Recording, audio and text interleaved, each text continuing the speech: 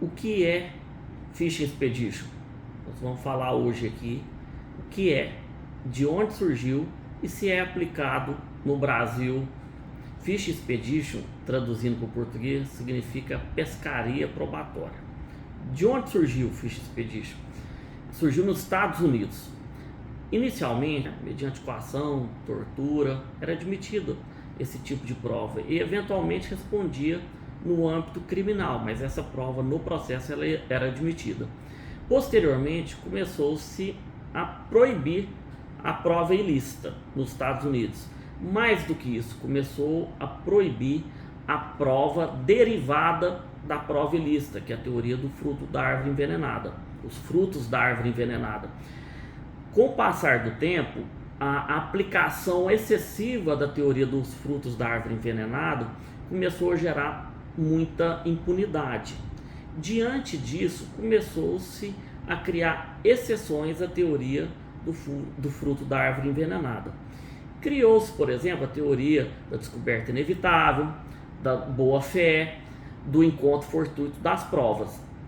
Esse encontro fortuito das provas, que é aquele caso que, uma vez buscando determinada prova ou se utilizando determinada prova, se depara fortuitamente, por acaso, com outra prova, entendia que essa outra prova encontrada, ela, como foi num ato de boa-fé, ela poderia ser utilizada. O grande problema é que essa mesma teoria do encontro fortuito de prova ilícita, ela começou a também ser utilizada de forma abusiva.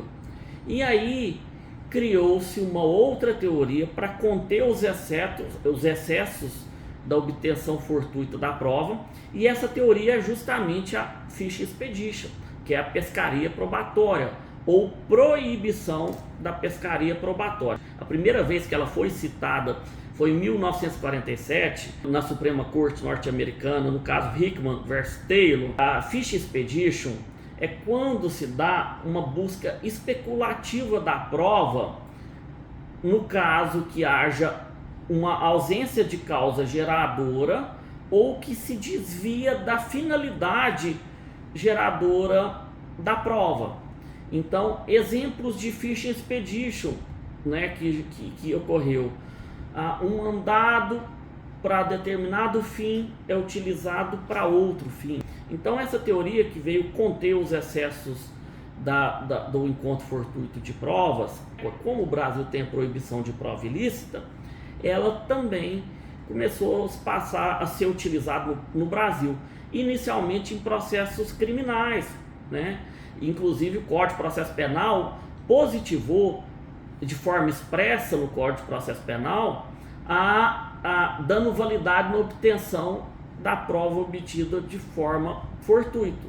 Então, com base na interpretação do artigo 5º, inciso 56 da Constituição, é possível aplicar a Fish Expedition, porque o encontro fortuito da prova ilícita, se ele for feito de uma forma abusiva, ele descamba para uma prova ilícita e, portanto, a princípio vedada no ordenamento jurídico. E é importante salientar que ele não é utilizado apenas no processo penal, ele é utilizado a Fish Expedition no processo civil, no processo administrativo e qualquer outro ramo do direito que seja compatível. E no Brasil, nós já temos decisões tanto do STF quanto do STJ aplicando a teoria do Fish Expedition, freando o abuso da obtenção fortuita de provas de forma abusiva. Já existem, por exemplo, precedentes do STF não admitindo a prova ou o Fish Expedition quando o mandato ele é cumprido num local diverso do que constava originariamente. Também há previsões no STF que admite, por exemplo, que seria um Fish Expedition, a determinação de 70 mandados genéricos de busca contra escritórios de advocacia. O STJ também tem precedentes utilizando a teoria da Fish Expedition.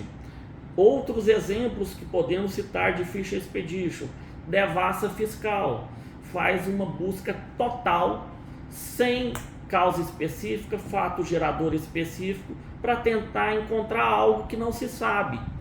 Outra situação, mandado para determinada coisa e ser cumprido com outra finalidade, também é um exemplo.